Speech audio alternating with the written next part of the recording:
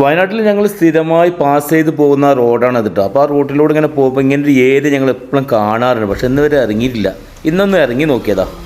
Hello സുഹൃത്തുക്കൾ, സലാം സാഗറാണ്. വയനാട്ടിലാണ് കേട്ടോ. വയനാട്ടിൽ ഗ്രാമത്തിന്റെ ഉള്ളിലാണ്. ഞങ്ങൾ മാനന്തവാടിയിൽ നിന്ന് പുൽപ്പള്ളിക്ക് പോകുന്ന സമയത്ത് കുറിച്ചിപ്പറ്റ എന്ന സ്ഥലത്താണ് എത്തിക്കുന്നത്. കുറിച്ചിപ്പറ്റ എന്ന സ്ഥലത്താണ് വെറും ഗ്രാമം മാത്രം. നമ്മൾ വയനാട്ടിലേക്ക് ടൂർ വരാണെന്നെങ്കിൽ പല സ്ഥിരം കണ്ടുകൊണ്ടിരിക്കുന്ന പല ഭാഗങ്ങളിലേക്കാണ് എല്ലാവരും പോവുക. പക്ഷേ ഇത്തരം ഗ്രാമങ്ങളിലൊക്കെ ഒന്ന് ടച്ച് ചെയ്യണം കേട്ടോ. ഇങ്ങനെ പോകുമ്പോൾ പ്രകൃതി മനോഹരമായ പല സ്ഥലങ്ങളും കാണുമ്പോൾ വണ്ടിയൊക്കെ നിർത്തിയിട്ട് ഒന്ന് സൈഡാക്കിയിട്ട് ഇതുപോലെ ഉള്ളിലേക്ക് വന്നു നോക്കണ്ടി.